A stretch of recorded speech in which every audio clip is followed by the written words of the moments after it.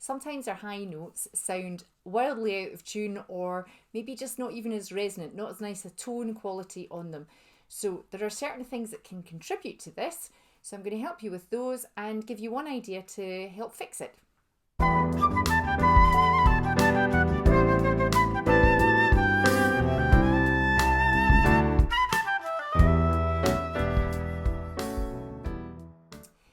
This fix is useful if you are just starting out on your high notes, or if you've been playing your high notes for a long time and you feel that they need a little bit of a checkup.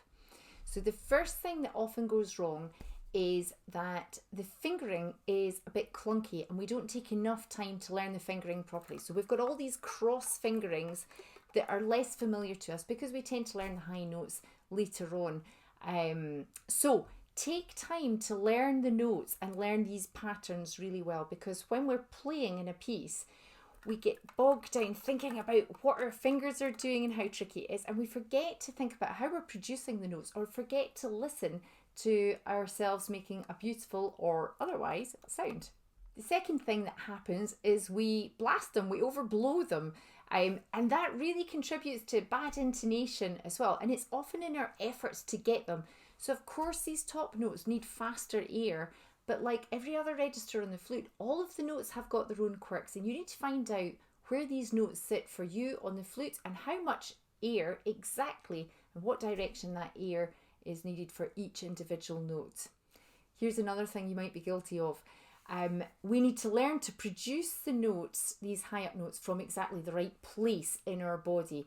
Often in our efforts to get the fingering right and to get up there, we just squeeze our lips, and of course this has the effect of moving the air faster, but it doesn't give us good quality air, and it does compromise the sound, so these notes become really unpleasant and sharp.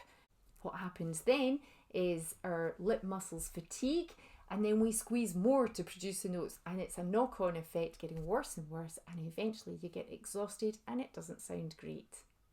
If the first issue is your problem, that the finger work just seems too difficult, spend a bit of time with some slow, careful practice, just repeating some of these top notes, going backwards and forwards. The chances are you also have the problems of number 2 and number 3 as well. So let's look at how to fix that. We need to produce these notes with a strong airflow coming from much further down, and producing the speed of the air from our lips is not going to help us at all. So we're going to take a really good breath in, and make sure you know how to do this, and we're going to finger a third octave note. Let's say we'll take F. Okay, so we've got this cross fingering down. We're going to blow as if we're blowing in the lower register. It'll sound terrible. Listen to this.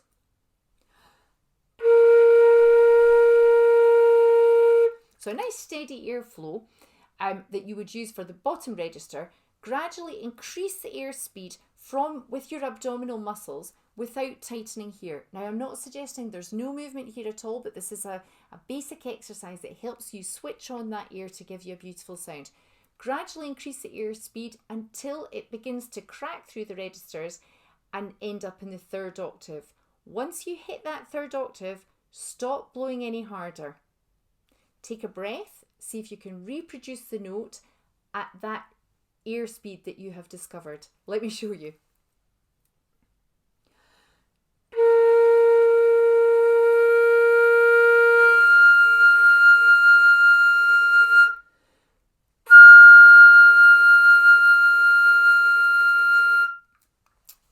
I'm really focusing on the strength further down rather than squeezing here. It works for all these high notes.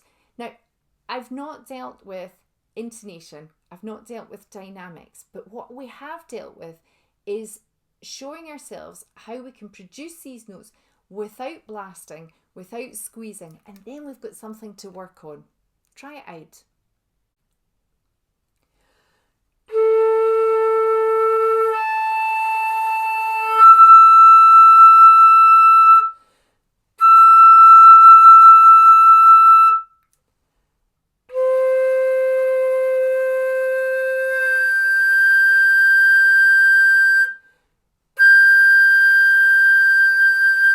Here's the worst culprit of all, F sharp.